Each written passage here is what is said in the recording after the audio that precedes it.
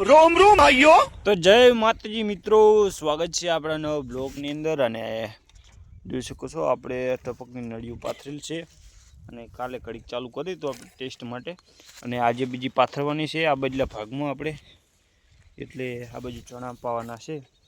અને આ બાજુ રોહિતભાઈ આપણે આવી રહ્યા છે ટપકના બંડલ પડી। જય માતાજી રોહિતભાઈ। જય માતાજી। જો આપણે હવે આ બધું નળિયું ને એવું પાથરવાનું છે, અને પછી ઓલું કટું પડ્યું એક દેખાય છે ત્યાં, એટલે બટાકા સોંપવાના છે। તો બ્લોગમાં મિત્રો બને।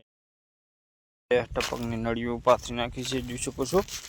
અને ઓલી બાજુ આપણે 5 હાથ બાકી છે, એટલે આ કોક એકદમ કમ્પ્લીટ થઈ જાય। જો આ બાજુ આપણે પાથરી લીધી છે, એક મૂકીને એક પોઈન્ટ મૂકીને એક। અને જો આ શાહમાં છે તો આમાં નહીં રાખવાની, ડાયરેક્ટ ત્રીજા શાહમાં રાખવાની। તો આપણે આવડી પાથરી છે, બાકી બ્લોગમાં બને જો મિત્રો, આપણે ચાલુ કરશું તે પણ દેખાડશું તમને। તો મિત્રો આપણે ટપકની નળિયું પાથરી નાખી છે, જોઈ શકો છો। આ બાજુ આમથી આમ ને પહેલાં કોક સુધી પાથરી નાખેલ છે। તો બ્લોગમાં મિત્રો બને રહેજો। તો મિત્રો આપણે આવ્યા હતા ખેતર જીરું જોવા માટે, બીજા ખેતર। તો જુઓ તમે, જીરું તો ઉગ્યું છે પણ આ નિંદામણ પણ છે, જોઈ શકો છો।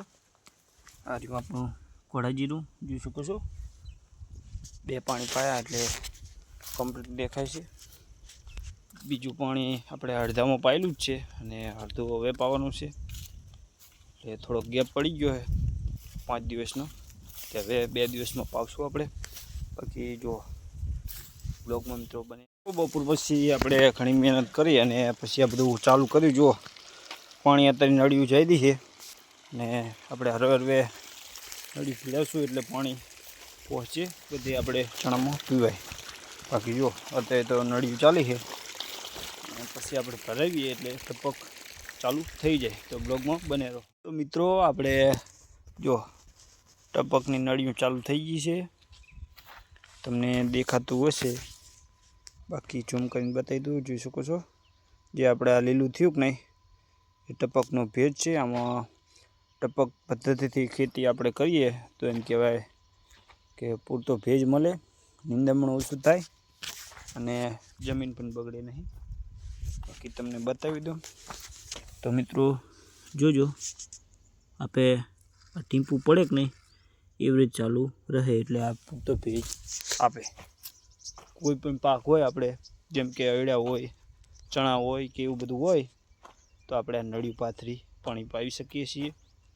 અને પેલી બાજુ આપણે ઘઉં પણ છે ત્યાં પણ લગાવીશું ટપકની નળિયું, એટલે ત્યાં પણ પૂરતો ભેજ મળે અને પાણીનો બચાવ, અને જમીન પણ બગડે નહીં।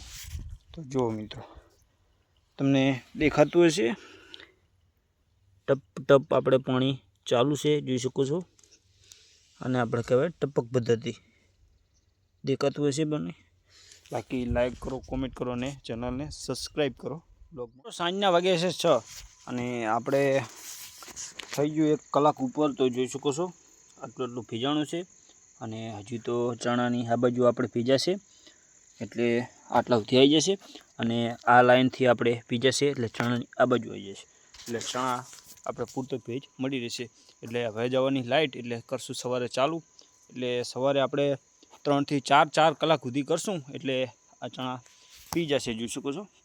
મિત્રો હવે કરીશું વ્લોગને, મળીશું આગળ વ્લોગમાં। જય માતાજી। લાઈક કોમેન્ટ ચેનલ સબસ્ક્રાઈબ કરી નાખજો।